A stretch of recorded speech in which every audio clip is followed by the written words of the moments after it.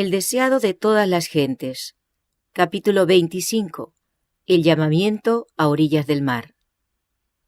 Este capítulo está basado en Mateo 4, 18 al 22, Marcos 1, 16 al 20 y Lucas 5, 1 al 11.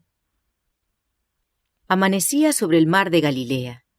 Los discípulos, cansados por una noche infructuosa, estaban todavía en sus barcos pesqueros bogando sobre el lago.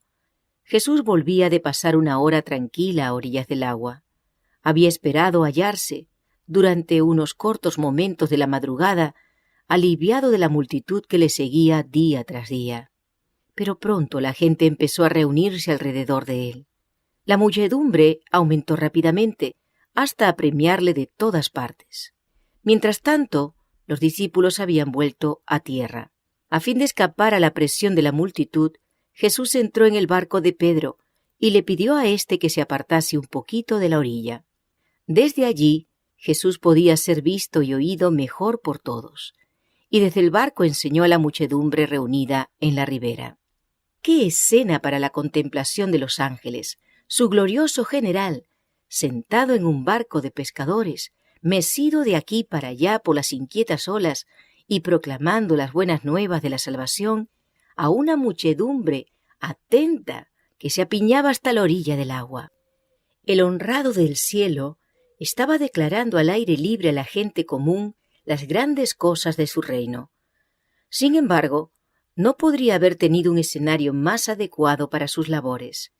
El lago, las montañas, los campos extensos, el sol que inundaba la tierra, todo le proporcionaba objetos con que ilustrar sus lecciones y grabarlas en las mentes. Y ninguna lección de Cristo quedaba sin fruto.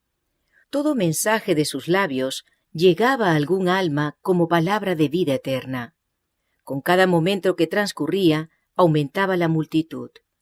Había ancianos apoyados en sus bastones, robustos campesinos de las colinas, pescadores que volvían de sus tareas en el lago, mercaderes y rabinos, ricos y sabios, jóvenes y viejos, que traían sus enfermos y dolientes y se agolpaban para oír las palabras del Maestro Divino.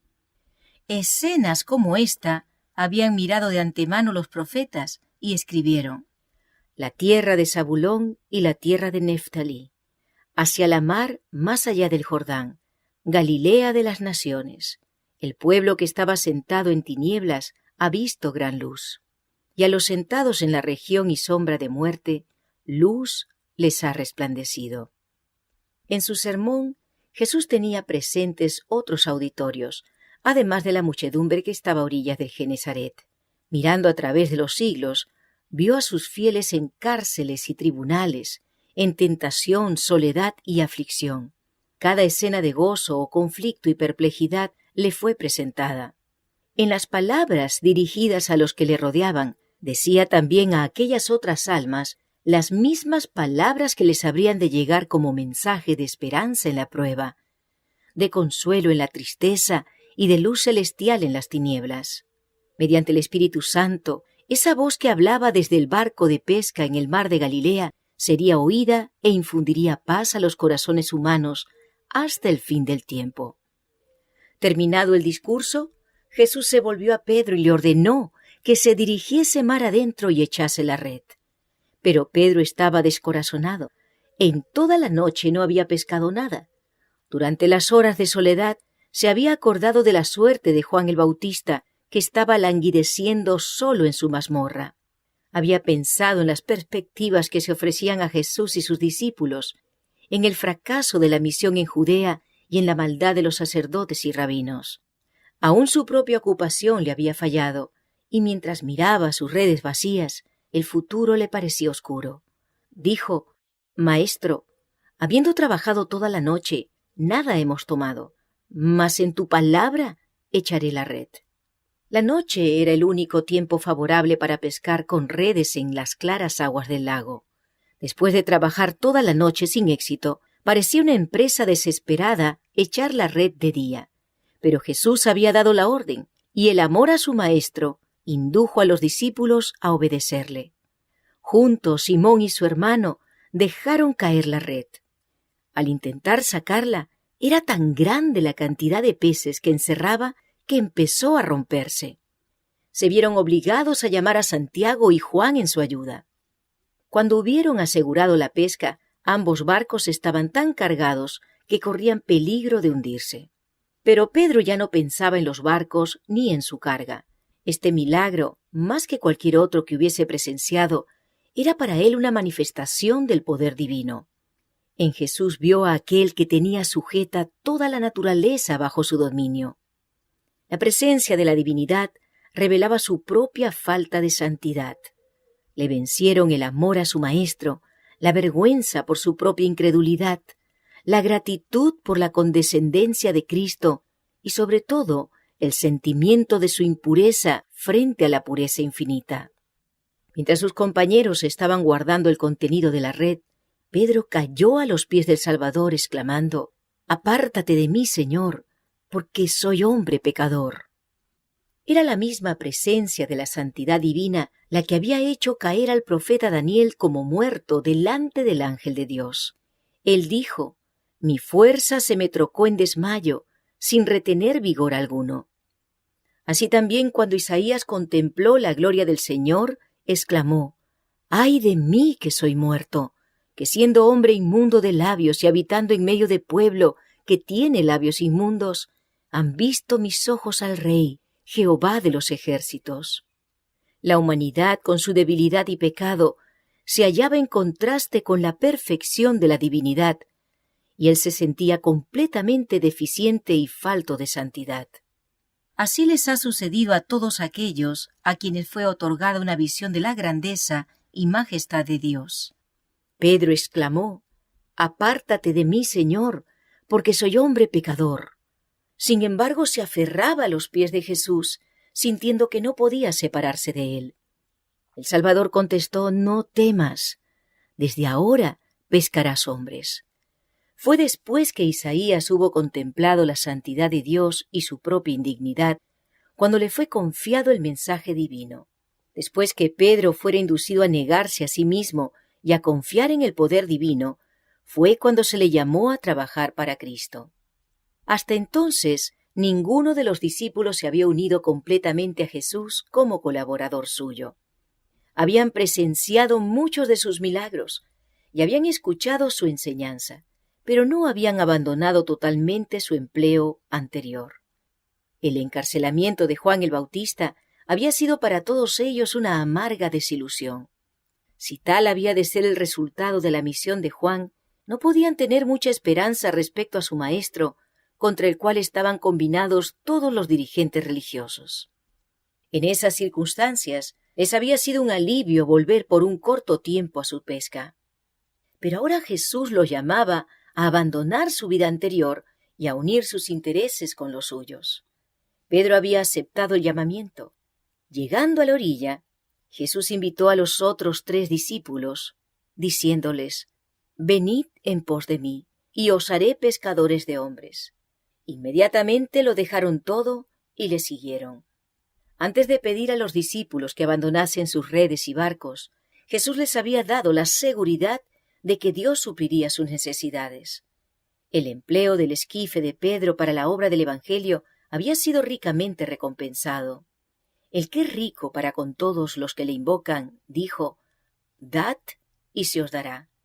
Medida buena, apretada, remecida y rebosando». Según esta medida, había recompensado el servicio de sus discípulos, y todo sacrificio hecho en su ministerio será recompensado conforme a las abundantes riquezas de su gracia.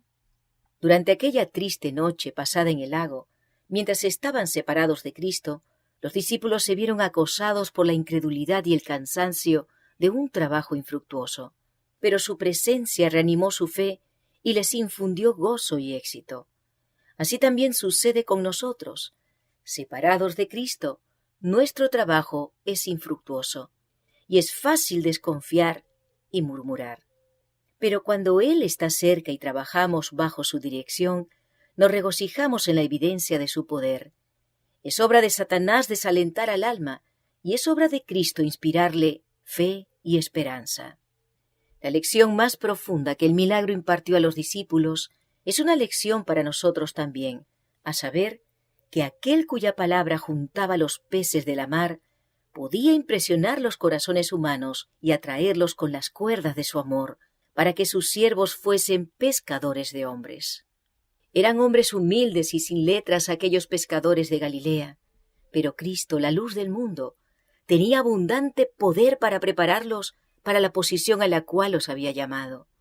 El Salvador no menospreciaba la educación, porque cuando está regida por el amor de Dios y consagrada a su servicio, la cultura intelectual es una bendición.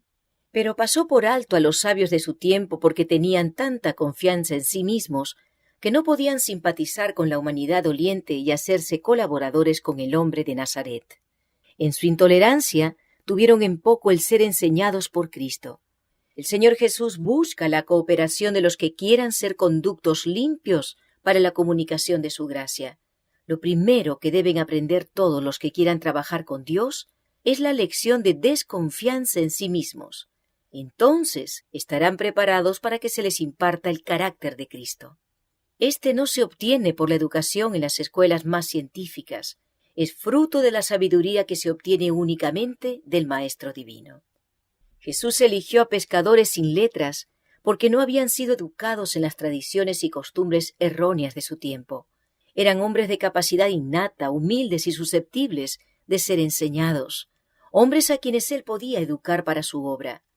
En las profesiones comunes de la vida hay muchos hombres que cumplen sus trabajos diarios inconscientes de que poseen facultades que, si fuesen puestas en acción, los pondrían a la altura de los hombres más estimados del mundo. Se necesita el toque de una mano hábil para despertar estas facultades dormidas. A hombres tales llamó Jesús para que fuesen sus colaboradores, y les dio las ventajas de estar asociados con él. Nunca tuvieron los grandes del mundo un maestro semejante. Cuando los discípulos terminaron su período de preparación con el Salvador, no eran ya ignorantes y sin cultura. Habían llegado a ser como él en mente y carácter, y los hombres se dieron cuenta de que habían estado con Jesús. No es la obra más elevada de la educación el comunicar meramente conocimientos, sino el impartir aquella energía vivificadora que se recibe por el contacto de la mente con la mente y del alma con el alma. Únicamente la vida puede engendrar vida. ¡Qué privilegio fue el de aquellos que durante 3 años estuvieron en contacto diario con aquella vida divina, de la cual había fluido todo impulso vivificador que bendijera al mundo! Más que todos sus compañeros, Juan, el discípulo amado, se dio al poder de esa vida maravillosa. Dice: «La vida fue manifestada, y vimos, y testificamos, y os anunciamos aquella vida eterna, la cual estaba con el Padre y nos ha aparecido. De su plenitud tomamos todos, y gracia por gracia». En los apóstoles de nuestro Señor no había nada que les pudiera reportar gloria. Era evidente que el éxito de sus labores se debía únicamente a Dios. La vida de estos hombres, el carácter que adquirieron y la poderosa obra que Dios realizó mediante ellos, atestiguan lo que Él hará por aquellos que reciban sus enseñanzas y sean obedientes. El que más ame a Cristo hará la mayor suma de bien. No tiene límite la utilidad de aquel que, poniendo el yo a un lado, deja obrar al Espíritu Santo en su corazón y vive una vida completamente consagrada a Dios. Con tal que los hombres estén dispuestos a soportar la disciplina necesaria, sin quejarse ni desmayar por el camino, Dios les enseñará, hora por hora, día tras día. Él anhela revelar su gracia. Con tal que los suyos quieran quitar los obstáculos, Él derramará las aguas de salvación en raudales abundantes, mediante los conductos humanos. Si los hombres de vida humilde fuesen estimulados a hacer todo el bien que podrían hacer, y ninguna mano refrenadora reprimiese su celo, habría 100 personas trabajando para Cristo donde hay actualmente una sola. Dios toma a los hombres como son y los educa para su servicio si quieren entregarse a Él. El Espíritu de Dios recibido en el alma vivificará todas sus facultades. Bajo la dirección del Espíritu Santo, la mente consagrada sin reserva a Dios se desarrolla armoniosamente y se fortalece para comprender y cumplir los requerimientos de Dios. El carácter débil y vacilante se transforma en un carácter fuerte y firme. La devoción continua establece una relación tan íntima entre Jesús y su discípulo que el cristiano llega a ser semejante a Cristo en mente y carácter. Mediante su relación con Cristo, tendrá miras más claras y más amplias. Su discernimiento será más penetrante, su juicio mejor equilibrado. El que anhela servir a Cristo queda tan vivificado por el poder del sol de justicia que puede llevar mucho fruto para gloria de Dios. Hombres de la más alta educación en las artes y las ciencias han aprendido preciosas lecciones de los cristianos de vida humilde, a quienes el mundo llamaba ignorantes. Pero estos oscuros discípulos habían obtenido su educación en la más alta de todas las escuelas. Se habían sentado a los pies de aquel que habló como jamás habló hombre alguno.